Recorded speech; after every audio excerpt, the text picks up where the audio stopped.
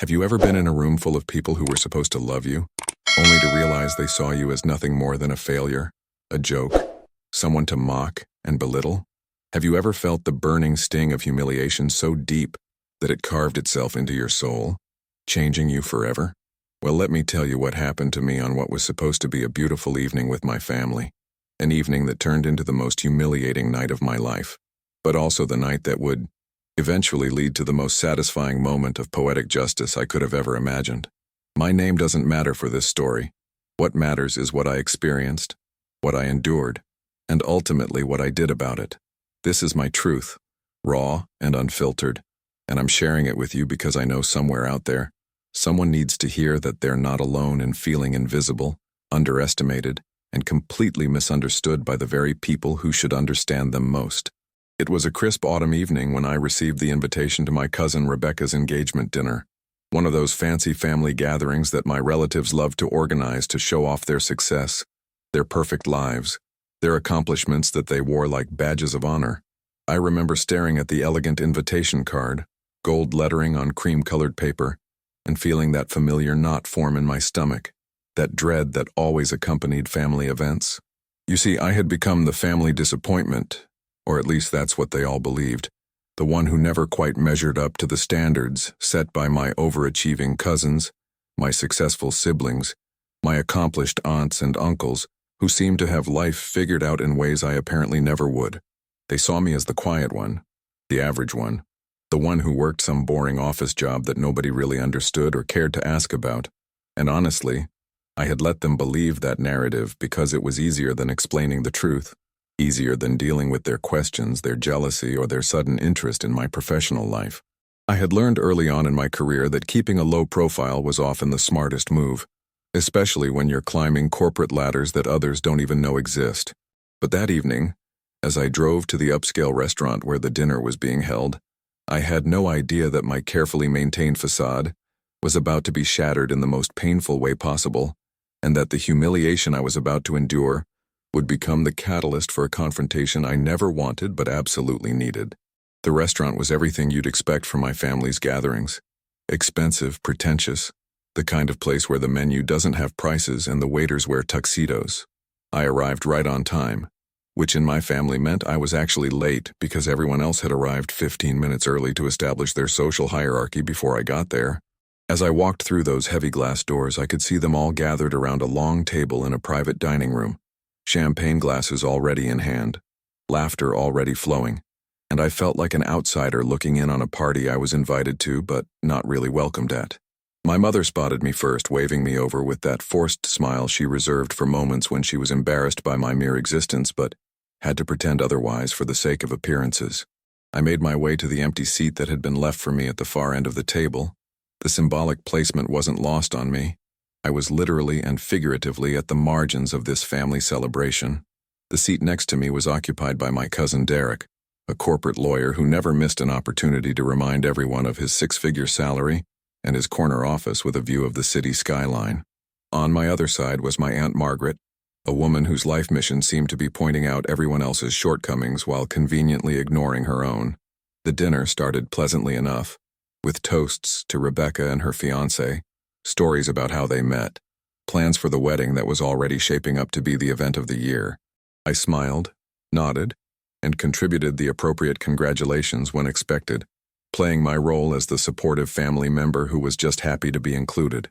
But then, as the wine flowed more freely and inhibitions lowered, the conversation took a turn that I had been dreading since I received the invitation. My Uncle Richard, emboldened by his third glass of expensive Cabernet, decided it was the perfect time to address the elephant in the room, which apparently was me and my perceived lack of success. He cleared his throat loudly, that theatrical gesture he always made before saying something he thought was profoundly important, and looked directly at me with eyes that held more pity than genuine concern. "So," he began, his voice carrying across the table and silencing other conversations, "when are you going to get a real job, something with actual prospects and a future? You can't work as a low-level office clerk forever, can you?" The table went quiet. All eyes turned toward me, and I felt my face flush with embarrassment and anger. I opened my mouth to respond, to defend myself, to explain that I wasn't what he thought I was, but before I could form words, my cousin Sarah jumped in with a laugh that sounded more like a bark. "Oh, Uncle Richard, don't be so harsh. I'm sure our little cousin is doing just fine filing papers and answering phones. Someone has to do those jobs, right?" The laughter that followed was polite, but unmistakably condescending. The kind of laughter that acknowledges a joke at someone else's expense while pretending it's all in good fun. I felt something crack inside me. Not break entirely, but definitely crack. Like ice on a frozen pond when you step too close to the edge. My mother, in what I suppose she thought was a helpful intervention, placed her hand on my arm and said in that saccharine tone she used when she was trying to save face, Now, let's not make our dear one feel bad. Everyone contributes in their own way, and there's absolutely nothing wrong with having a simple, modest career, right, sweetheart?" The patronizing nature of her words stung worse than any outright insult could have. Have you ever been in a situation where defending yourself would only make things worse? Where the truth is so far from what people believe that explaining it would sound like desperate lies? That's exactly where I found myself, trapped between revealing a truth that would complicate everything and enduring humiliation that was eating away at my dignity with every passing second. The dinner continued, but the damage had been done, the tone had been set, and suddenly everyone at that table felt entitled to offer their opinions on my life, my choices, my apparent lack of ambition. Derek, sitting beside me, leaned over with breath that reeked of scotch and self-importance and said in a voice loud enough for others to hear, "You know, buddy, if you ever need help getting your resume together, I know some people who might be able to get you an entry-level position at a decent firm. Nothing fancy, but at least it would be a step up from wherever you're working now." I nodded slowly. My jaw clenched so tight I thought my teeth might crack and managed to say through forced politeness, "That's very kind of you, Derek, but I'm actually quite satisfied with my current position."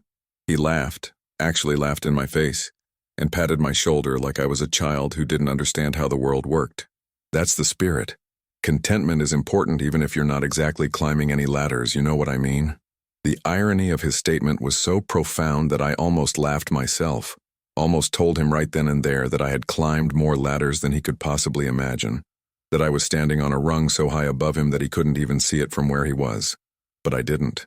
I swallowed my pride, swallowed the truth, and let him continue believing his comfortable lie.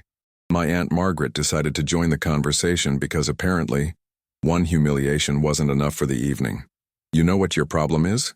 she announced, pointing her fork at me like a weapon. "You've never had any real drive, any real ambition. Even as a child you were always so passive, so willing to just accept whatever came your way, instead of going out and taking what you wanted.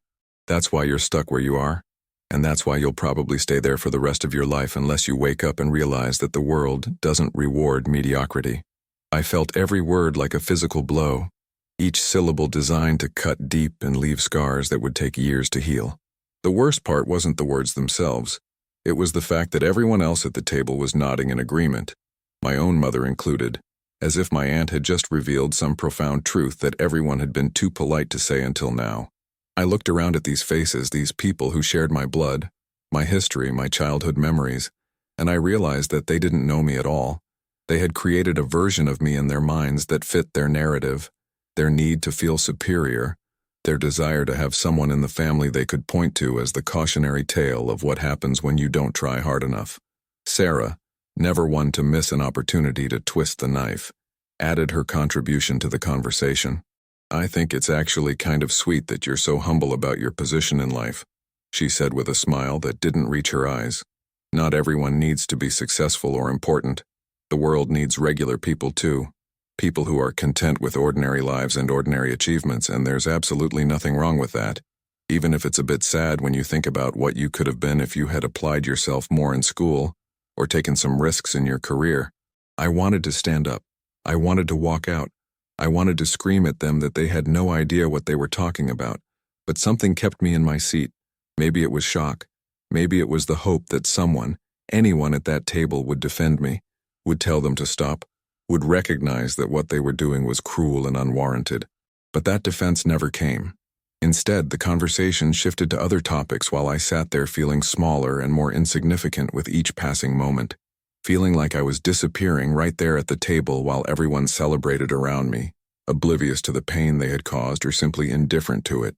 The engagement cake was brought out, more toasts were made, and I mechanically went through the motions of celebration while inside I was making calculations, decisions, plans that were forming in the back of my mind like storm clouds gathering on a distant horizon. I stayed until the end of the dinner because leaving early would have given them more ammunition, more reasons to judge me, more evidence that I couldn't handle family gatherings like a mature adult. When it was finally over, when I finally escaped to my car and sat alone in the parking lot with my hands gripping the steering wheel until my knuckles turned white, I let myself feel everything I had suppressed during that excruciating meal. The anger, the hurt, the humiliation, the betrayal. It all came flooding out in waves that left me shaking and breathless. I thought about all the times I had kept quiet about my real job, my real responsibilities, my real accomplishments, all because I had wanted to avoid family drama, jealousy, and the complications that came with people knowing you had power and influence. I had chosen privacy over recognition, and in doing so I had inadvertently painted myself into a corner where my own family saw me as a failure.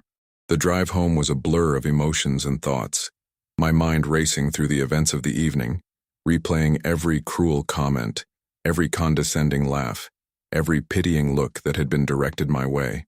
I felt humiliated, yes, but more than that, I felt angry at myself for allowing it to happen, for not standing up for myself, for not revealing the truth that would have stopped their mockery in its tracks. But there was also a part of me that knew revealing the truth in that moment would have seemed defensive, desperate, like I was making up stories to save face, and that would have been even worse than the humiliation itself. When I finally got home, I poured myself a drink, something I rarely did, and sat in the darkness of my living room, thinking about everything that had transpired and everything that was about to change, because I had made a decision in that parking lot. A decision that would alter the dynamics of my family relationships forever. You see, what my family didn't know, what they couldn't have possibly known because I had been so careful to keep my professional and personal lives completely separate, was that I wasn't just some low-level office clerk shuffling papers and answering phones. I was actually the regional director of operations for one of the largest corporations in our city, a position that came with significant power, substantial responsibility, and yes, control over multiple departments, including the ones where several of my relatives worked. Derek, my condescending cousin who had offered to help me get an entry-level position, worked in the legal department of the very corporation I helped oversee. Sarah, who had called my life sad and ordinary, was a mid-level manager in the marketing division that reported up through my chain of command.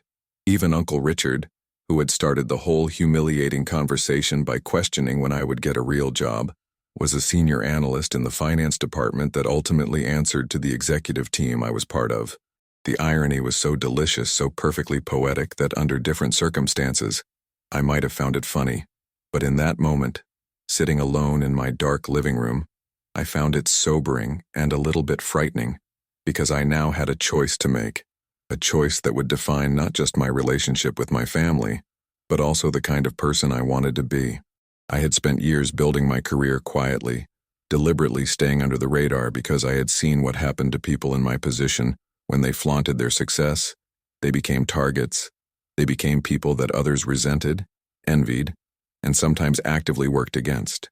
I had watched colleagues lose friendships, damage family relationships, and create rifts that never healed, all because they couldn't resist the temptation to show off their achievements and prove their worth to people who didn't appreciate it. So I had made the conscious choice to be different, to let my work speak for itself within professional circles while keeping my personal life simple and drama-free. I drove a modest car, lived in a nice but not ostentatious house, dressed casually when I wasn't at work, and never ever discussed the details of my job with family members who I knew would either be jealous or would suddenly become very interested in me for all the wrong reasons.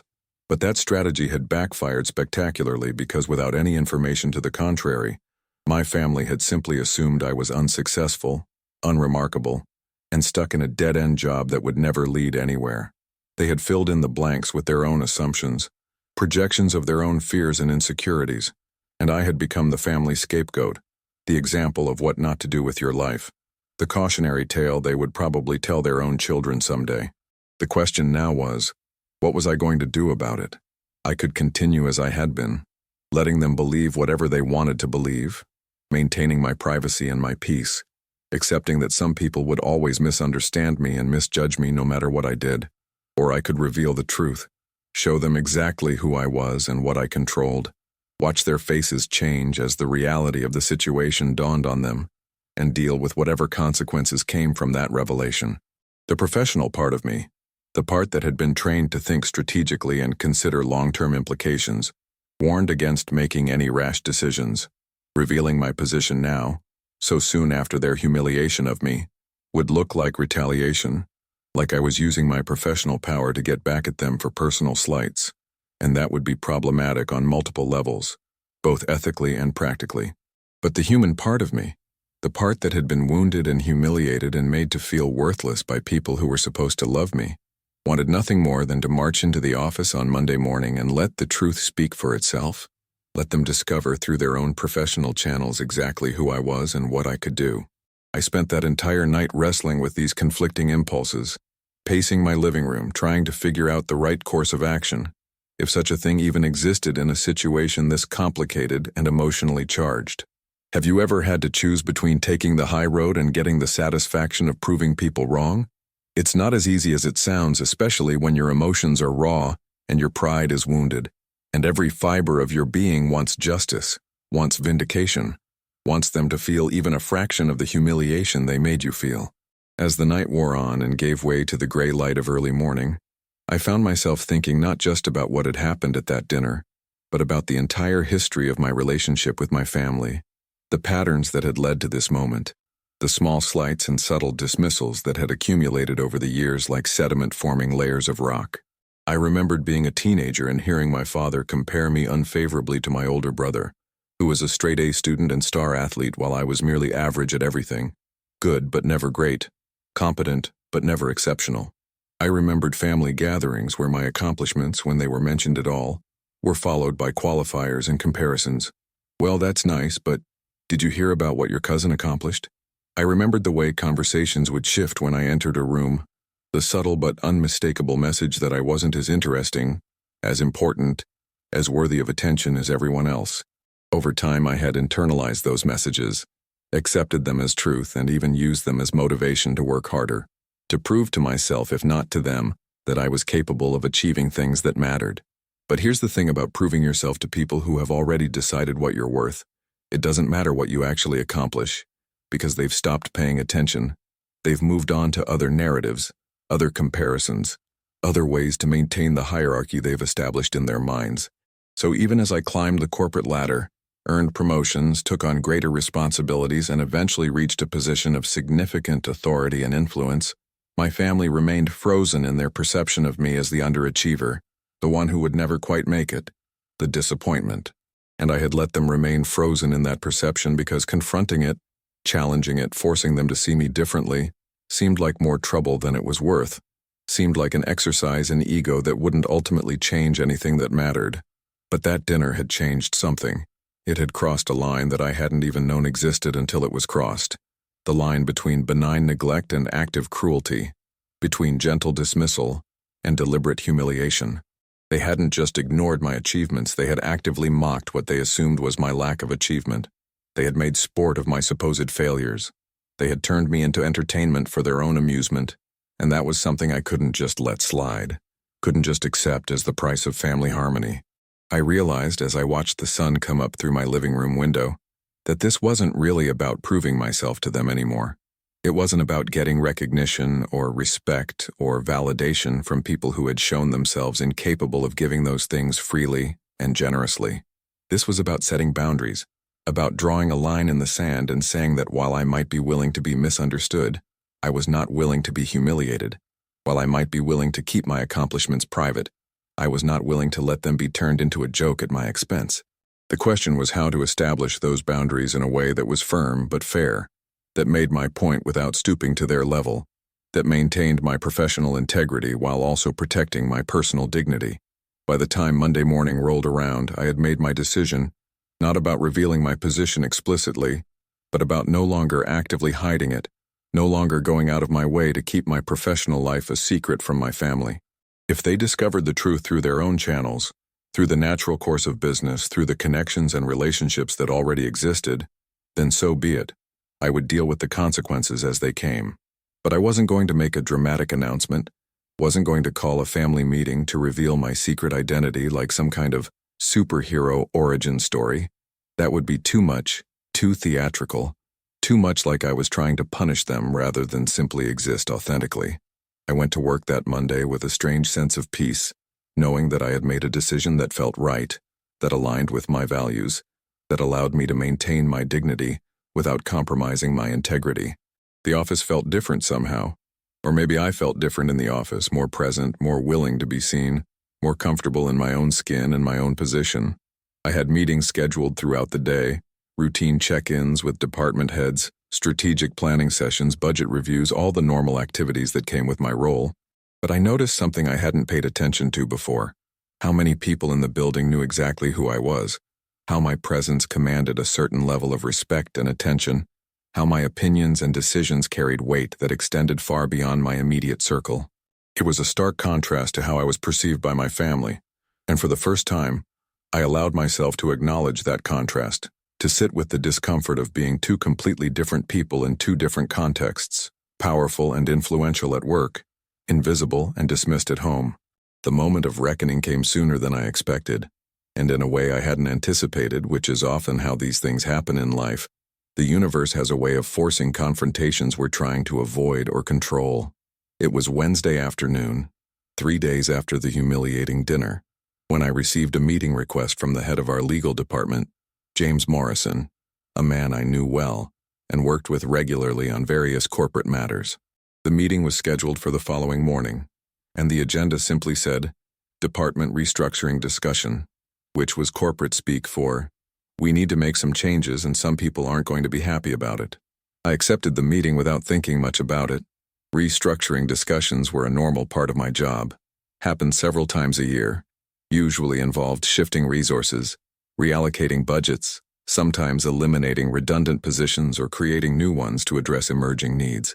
What I didn't know, what I couldn't have known until I walked into that meeting the next morning, was that my cousin Derek's name was going to come up, and not in a good way.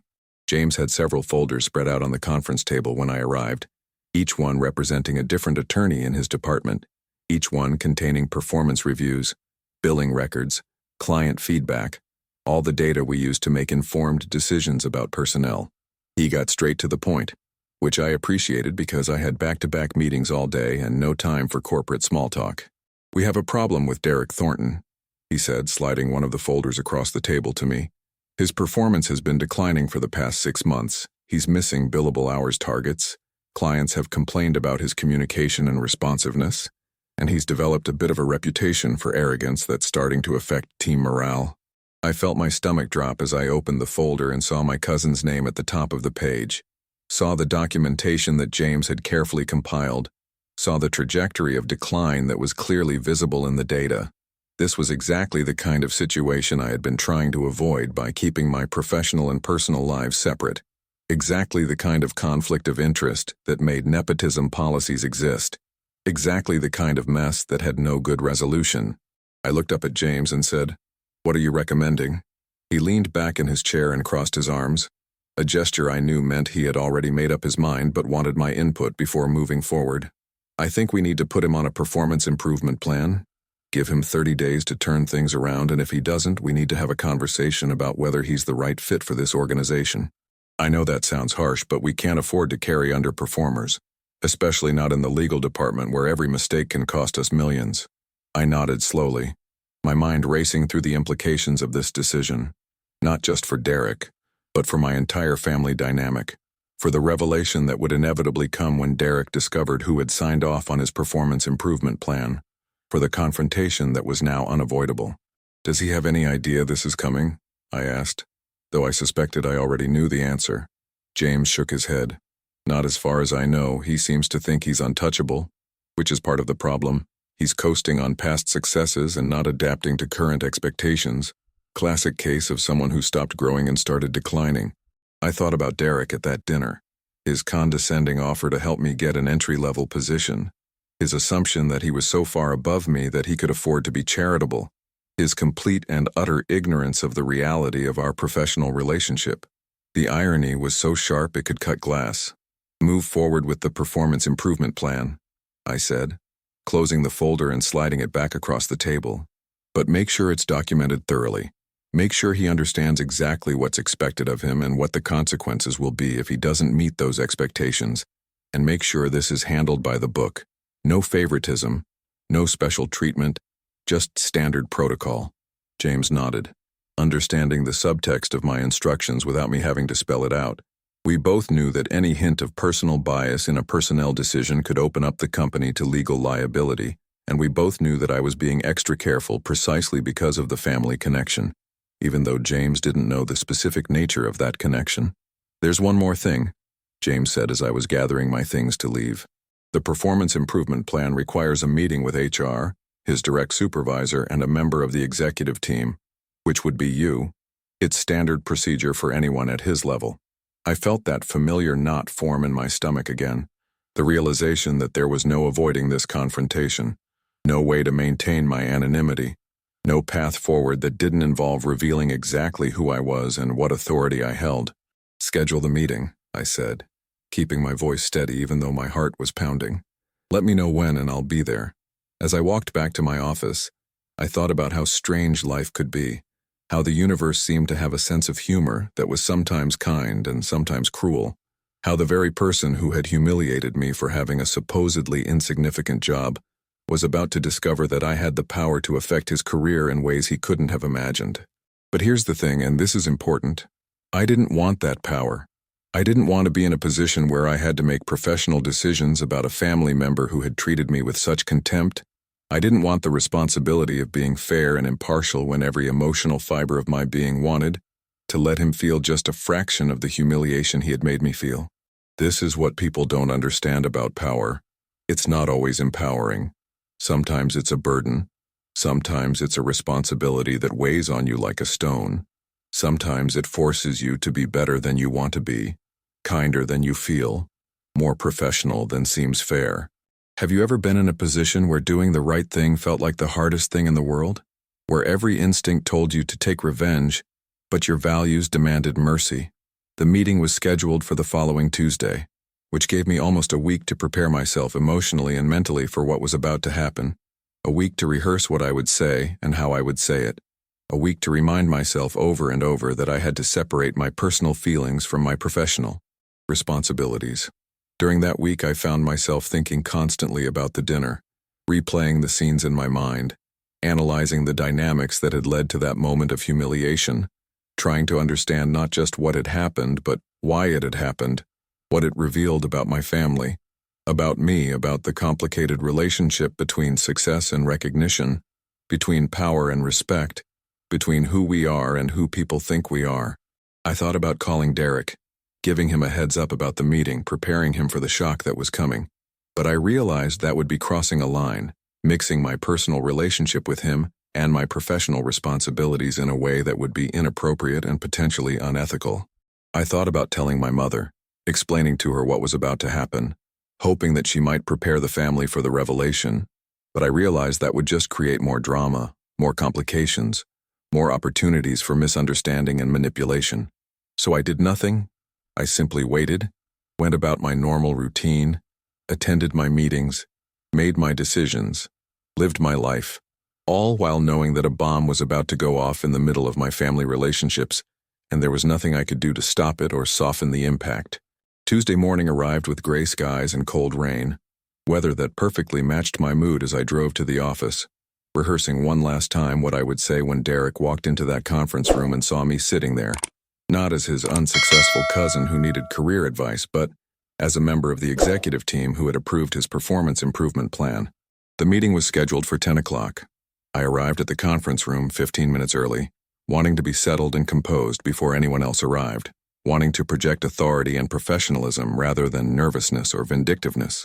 James Morrison arrived next, followed by the HR director, a sharp woman named Patricia who had been with the company for 20 years and had seen every possible personnel situation, then Derek's direct supervisor, a senior partner named Thomas who looked uncomfortable, probably because he knew these meetings were never pleasant. And then Derek walked in, carrying his coffee and his leather portfolio, looking confident and relaxed, completely unaware of what was about to happen, completely unprepared for the shock that was waiting for him. I watched his face as he entered the room, watched his eyes scan the people already seated, watched the exact moment when his gaze landed on me and confusion flickered across his features, followed quickly by recognition, then by complete and utter bewilderment.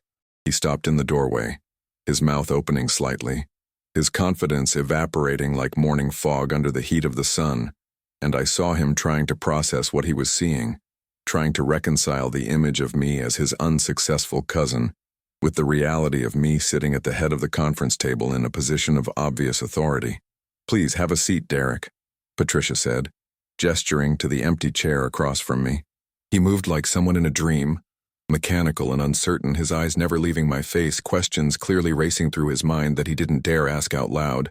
James took the lead as we had planned, explaining the purpose of the meeting, reviewing the performance issues that had been documented, outlining the expectations for the performance improvement plan, all in that calm, professional tone that made everything sound reasonable and fair even when it felt like your world was crashing down around you.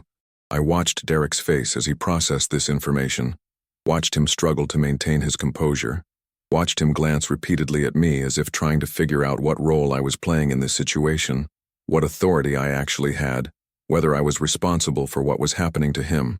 When James finished his explanation, Patricia took over, reviewing the specific metrics Derek would need to meet, the timeline he would be working with, the consequences if he failed to improve, all the standard protocol that protected both the employee and the company.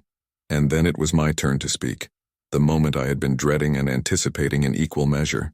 "Derek," I said, my voice steady and professional, "I want you to understand that this performance improvement plan isn't a punishment.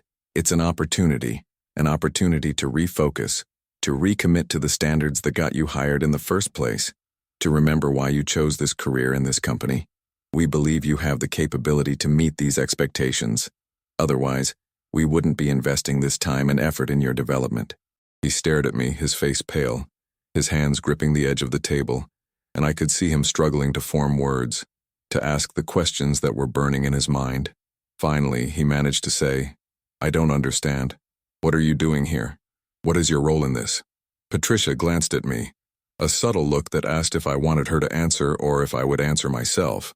I nodded slightly, indicating that I would handle this.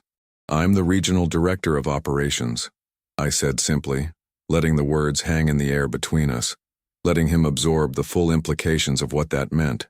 "I oversee multiple departments, including the legal department where you work, and I'm part of the executive team that reviews all performance improvement plans at your level and above." The color drained completely from his face. I watched him do the math, calculate the hierarchy, understand exactly what my position meant in relation to his, realize that the cousin he had offered to help get an entry-level job was actually in a position to determine the future of his career. "I had no idea," he whispered, more to himself than to anyone in the room. None of us had any idea. The meeting continued for another 20 minutes, covering all the necessary details, answering Derek's questions, or rather, the questions he was capable of asking given his state of shock, ensuring that he understood both the seriousness of the situation and the genuine opportunity he had to turn things around. When it was finally over, when Patricia had gathered her documents and James had scheduled the follow-up meetings and everyone else had filed out of the room, Derek remained seated, staring at the table, looking like someone who had just discovered that everything he thought he knew about the world was wrong. I hesitated at the door, torn between leaving him to process everything alone and staying to address the obvious personal dimension of this professional situation. Ultimately, my sense of humanity won out over my desire to avoid an awkward conversation. "Derek," I said, turning back to face him, "I know this is a lot to process, both the performance issues and the revelation about my role here, but I want you to know that my decision to approve this performance improvement plan had nothing to do with what happened at the dinner last Saturday. I wasn't even aware that your performance had become an issue until after that evening, and I've made every effort to ensure that this is being handled fairly and professionally, without any personal bias affecting the process." He looked up at me, his eyes red-rimmed, his usual arrogance completely stripped away, leaving behind something raw and vulnerable that I had never seen in him before. "I was so cruel to you," he said, his voice breaking slightly. "We all were, And you knew the whole time who you were, what you controlled. You could have stopped us. You could have put us in our place, but you just sat there and took it. I pulled out a chair and sat down across from him. Not as a superior to a subordinate, but as one human being to another. One family member to another. Trying to navigate a situation that had no roadmap, no clear path forward. I could have stopped it, I acknowledged. But at what cost? If I had revealed my position at that dinner, it would have looked defensive, desperate. Like I was using my professional status to win a personal argument. And that's not who I am. That's not the kind of person I want to be. I've spent years keeping my work life and my personal life separate, precisely to avoid situations like this, to avoid conflicts of interest, to avoid people treating me differently because of my position rather than because of who I am as a person. Derek shook his head slowly, processing this information, trying to understand a perspective that was clearly foreign to his way of thinking. But we humiliated you, he said. We made you feel worthless, insignificant. We treated you like you were less than us. And all the while you were actually more successful than any of us. You had more power, more influence, more everything we claimed to value. How can you not be angry? How can you not want to make us pay for that? I thought about his question carefully before answering, because it deserved a real answer, an honest answer, not just a platitude or a deflection. I am angry, I admitted. I'm hurt and I'm angry and I felt humiliated in a way I've never felt before. But Derek, success isn't about proving yourself to people who've already decided what you're worth. Success isn't about power or position, or the ability to make other people feel small the way you were made to feel small. Real success, meaningful success, is about knowing your own value, independent of what others think. It's about building a life that matters to you, regardless of whether anyone else recognizes or appreciates it. And yes, it's about maintaining your integrity, even when it would be so much easier and so much more satisfying to compromise it. He sat with that for a moment, absorbing the words, considering them against his own values and choices. What happens now? He finally asked. And I knew he was asking about more than just the performance improvement plan.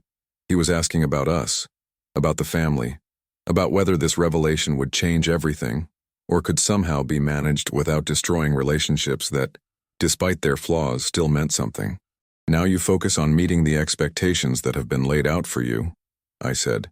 You do the work, you improve your performance, you remember why you became an attorney in the first place, and you recommit to being excellent at it. As for the family situation, that's more complicated. I assume you're going to tell people what you discovered today, and I assume there's going to be a lot of shock and probably some awkward conversations. But Derek, I need you to understand something important. I didn't keep my position secret because I was ashamed of it or because I was trying to trick anyone. I kept it private because I value my privacy, because I wanted relationships that weren't colored by professional hierarchy, because I've seen what happens to people when their families know they have power and influence. It changes everything, usually not for the better. Derek nodded slowly, understanding beginning to dawn in his eyes.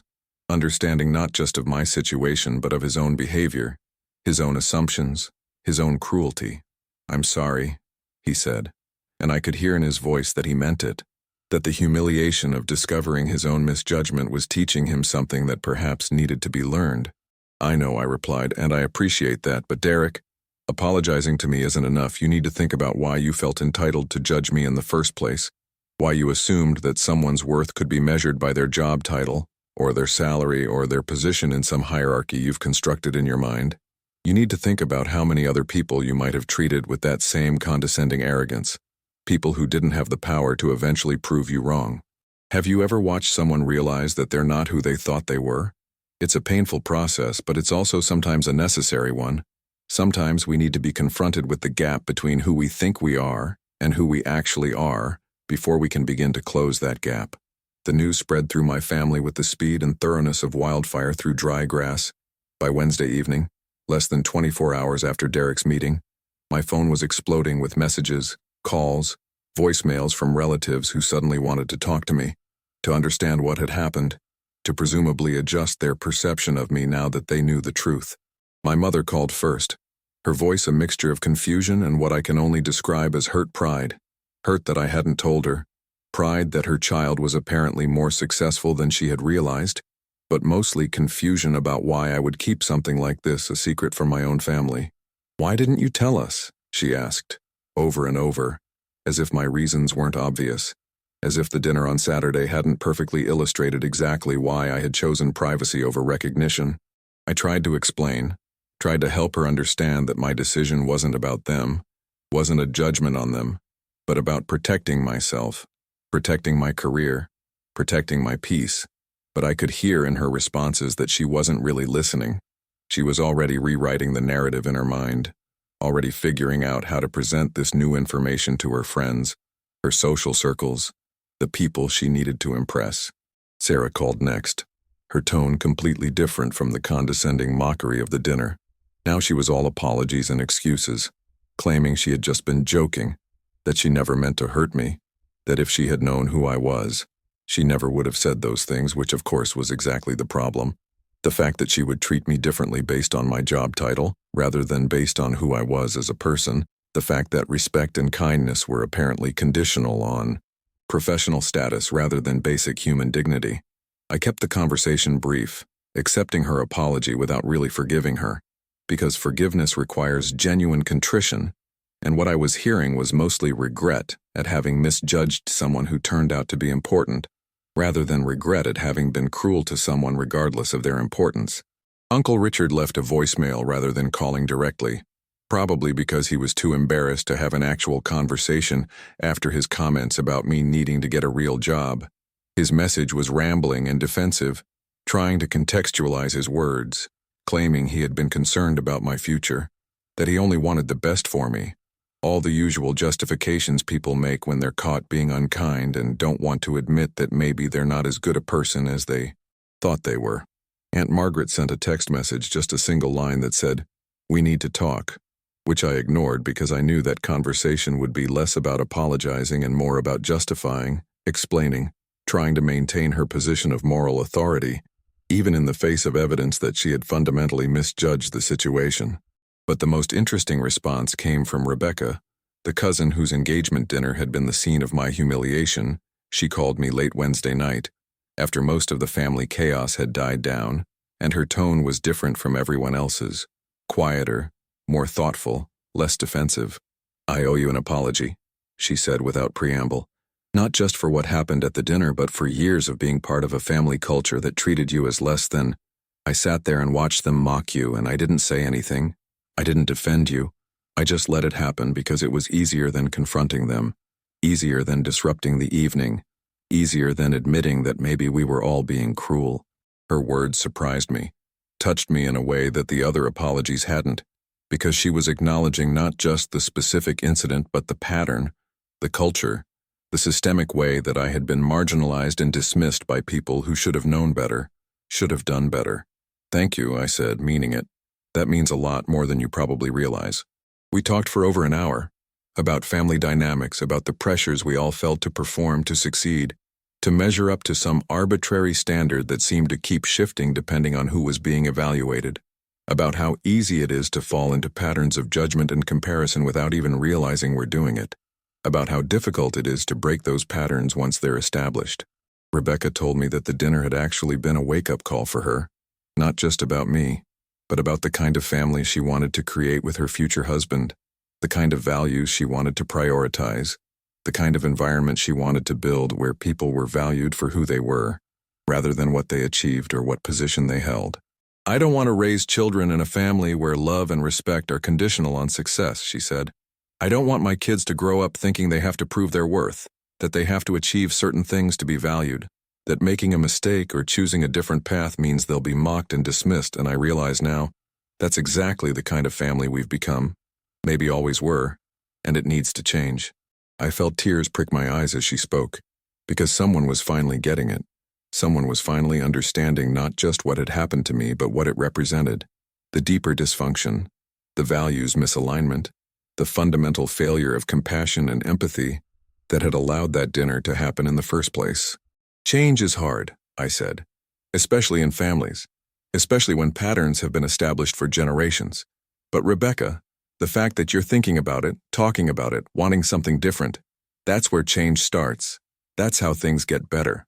We ended the call with promises to stay in touch, to have coffee soon, to continue the conversation in a setting where we weren't both emotionally exhausted and overwhelmed, and I found myself feeling hopeful for the first time since that disastrous dinner, hopeful that maybe some good could come from all of this pain, that maybe the revelation of my true position could be the catalyst for deeper, more meaningful changes in how my family related to each other. The next few weeks were a strange mixture of awkwardness, adjustment, and unexpected growth.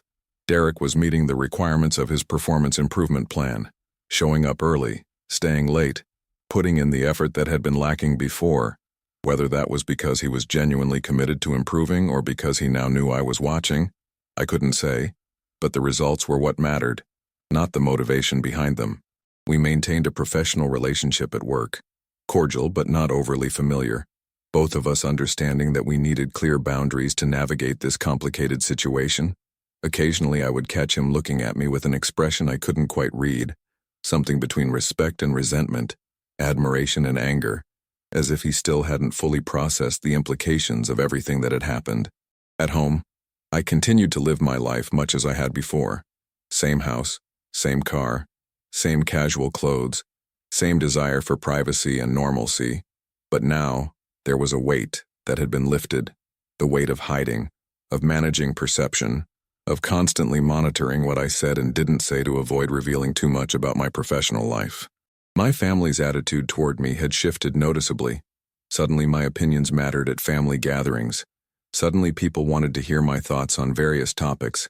Suddenly I was interesting, important, worthy of attention in ways I hadn't been before. And while part of me appreciated the recognition, another part of me found it sad and frustrating that it took a revelation about my job title to earn respect that should have been given freely based on who I was as a person.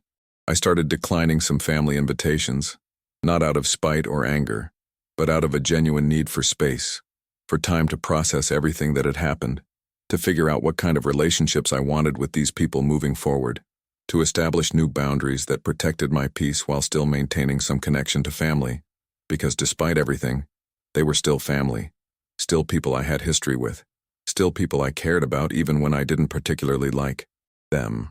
My mother struggled with this, with my new selectivity about family events, with my refusal to just pretend everything was fine and move on without addressing the underlying issues. She kept trying to organize reconciliation dinners, family meetings where we could all talk things out, but I resisted because I knew those conversations would devolve into justifications and excuses rather than genuine accountability and change. I did agree to have coffee with her one Saturday morning, just the two of us. No other family members, no audience, no performance, just an honest conversation between a mother and her child about things that needed to be said. I told her how much her failure to defend me at that dinner had hurt, how her participation in the mockery, even passive participation, had felt like a betrayal, how I needed her to understand that silence in the face of cruelty is itself a form of cruelty.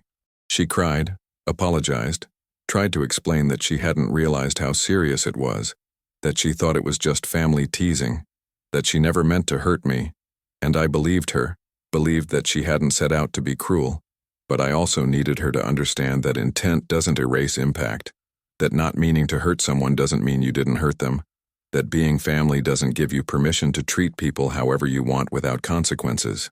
I need you to do better, I told her. Not with anger, but with firmness, with clarity about what I needed from her moving forward. I need you to speak up when people are being unkind, even if those people are family, even if speaking up makes things awkward. I need you to value me for who I am, not for what I've achieved or what position I hold. And I need you to understand that if you can't do those things, then our relationship is going to remain distant and superficial, because I won't put myself in situations where I'm disrespected and unsupported. She nodded, promised to do better, and I chose to believe her because the alternative was cutting off my relationship with my mother entirely, which felt like a step too far, like letting the cruelty of others damage me more than they had already damaged me. So I gave her grace, gave her the opportunity to prove through actions rather than words that she could be the mother I needed her to be. Have you ever had to teach people who should already know better how to treat you with basic respect? It's exhausting, it's frustrating, it's sometimes heartbreaking, but it's also necessary if you want to have authentic relationships rather than just going through the motions of family connection. As the weeks turned into months, As the immediate drama of the revelation faded into the background and life found a new normal, I found myself reflecting on everything that had happened, everything I had learned about myself, about my family, about power and respect, and the complicated relationship between professional success and personal worth.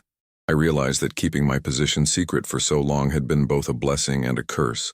A blessing because it had protected me from jealousy, manipulation, and all the complications that come with people knowing you have power and influence. But a curse because it had also prevented my family from truly seeing me, truly knowing me, truly understanding who I was beyond their assumptions and projections. I realized that my humiliation at that dinner, as painful as it was, had been a gift in disguise, a wake-up call that forced me to confront the dysfunction in my family relationships, to stop accepting treatment that was unacceptable, to start demanding respect rather than hoping it would be freely given. I realized that power, real power, isn't about controlling other people's careers or wielding authority over those who have wronged you. Real power is about knowing your own worth regardless of external validation, about maintaining your integrity in the face of temptation to compromise it, about choosing kindness even when cruelty would be easier and more satisfying. Derek completed his performance improvement plan successfully, meeting all the metrics that had been set for him, showing genuine improvement in his work quality, his client relationships, his team collaboration, whether the threat of consequences or the humiliation of being evaluated by his supposedly unsuccessful cousin had been the motivating factor. I didn't know and didn't particularly care. The important thing was that he had done the work, had proven he could meet expectations when he chose to prioritize them. We never became close, never developed the kind of warm, supportive relationship that some cousins have, but we did develop a mutual respect, a recognition that we were both complex people with our own strengths and weaknesses, our own struggles and triumphs, our own paths that didn't need to be compared or judged against each other. The family dynamics shifted in subtle but significant ways. People were more careful with their words, more thoughtful in their judgments, more aware that they didn't always know the full story, didn't always understand what was happening in someone else's life, didn't always have the right to make assumptions about other people's choices or circumstances. Some relationships deepened, like my connection with Rebecca, who kept her promise to think more critically about family culture and to work toward creating something healthier, something kinder, something more aligned with values of compassion and empathy rather than competition and judgment. Other relationships remained distant, cordial but not close, connected by blood and history but not by genuine affection or understanding, and I made peace with that, accepted that not every family relationship can or should be deep, that sometimes the healthiest thing is to maintain boundaries that protect your peace while still showing up for the important moments. I started being more open about my professional life, not flaunting it or using it to impress people, but simply not hiding it anymore, not going out of my way to avoid conversations about work, not deflecting questions about my career, just being honest and straightforward in a way I hadn't allowed myself to be before. And here's what I discovered. Most people didn't care as much as I had feared they would. Most people were happy for my success without being jealous or manipulative. Most people were capable of celebrating my achievements, while also sharing their own. Most people were fundamentally decent and could be trusted with the truth about my life. The few who couldn't handle it, who became weird or distant or resentful, they revealed themselves quickly, and I was able to adjust my relationships with them accordingly, protecting myself without drama, without confrontation, just quietly establishing boundaries that worked for everyone involved. Looking back now, months after that humiliating dinner, months after the revelation and the family drama and the difficult conversations, I can see how much I've grown, how much I've learned, how much stronger and clearer and more authentic I've become. The humiliation was real, the pain was real, the betrayal was real, but so was the growth that came from it. So was the clarity about what I would and wouldn't accept in my relationships. So was the freedom of no longer hiding such a significant part of my identity. Would I want to go through it again? Absolutely not. Would I change what happened if I could? I honestly don't know, because as much as it hurt, it also taught me things I needed to learn, forced conversations I needed to have, created opportunities for growth and change that probably wouldn't have happened otherwise. Sometimes the most painful experiences in our lives are also the most transformative. Sometimes we have to be broken down before we can be built back up stronger and better than before. So let me close with this. If you're reading this or listening to this or watching this and you've ever felt underestimated, overlooked, dismissed by people who should know better, should do better, should treat you with the respect and dignity that every human being deserves, I want you to know that you're not alone. I want you to know that their perception of you doesn't define your worth. Their limitations don't limit you. Their blindness to your value doesn't make you less valuable. You are enough exactly as you are, with or without their recognition, with or without their approval, with or without their understanding. And if you're in a position where you have power over people who have treated you poorly, who have underestimated you, who have made you feel small and insignificant, I want to challenge you to use that power wisely, to maintain your integrity, to resist the temptation to retaliate or to prove yourself through cruelty or through wielding authority in ways that mirror the behavior that hurt you, because real strength, real power, real success isn't about making others feel small. It's about lifting yourself up without pushing others down. It's about being the kind of person who can be hurt and still choose kindness, who can be wronged and still choose fairness, who can have authority and still choose humility. I want you to understand that success without character is hollow, that power without integrity is dangerous, that achievement without compassion is ultimately meaningless, and I want you to know that the most important opinion about your life is your own. The most important validation comes from within. The most important measure of success is whether you can look at yourself in the mirror and feel proud of who you've become, not just what you've achieved. Have you ever been through something similar? Have you ever been underestimated by people who didn't take the time to really see you, to really know you, to really understand your worth? I want to hear your story. I want to know how you handled it, what you learned from it, how it changed you. So please, take a moment to share your experience in the comments below. Let's create a community of people who understand what it's like to be misjudged, who can support each other, who can remind each other that we're more than other people's limited perceptions of us. And if this story resonated with you, if it touched something in your heart, if it made you feel less alone in your own struggles with family dynamics or professional challenges, or the complicated intersection of the two, please leave a like on this video. It helps more people find this story. It helps build this community of people who are committed to treating each other with respect and dignity, regardless of job titles or professional status or any other external measure of worth. Subscribe to my Truth Revealed Tales for more stories like this one, more honest, raw, unfiltered accounts of real experiences from real people who are navigating the complexities of life, relationships, success, and everything in between. And make sure to hit that notification bell so you never miss a new story. Because every week we're sharing narratives that challenge, inspire, comfort, and remind us all of our shared humanity. Remember, your worth isn't determined by other people's opinions. Your success isn't measured by their standards. Your value isn't conditional on their recognition. You are enough.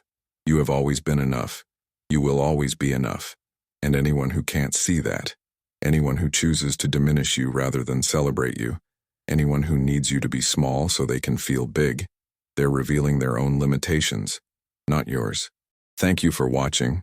Thank you for being part of this community. Thank you for trusting me with your time and attention. I'll see you in the next story.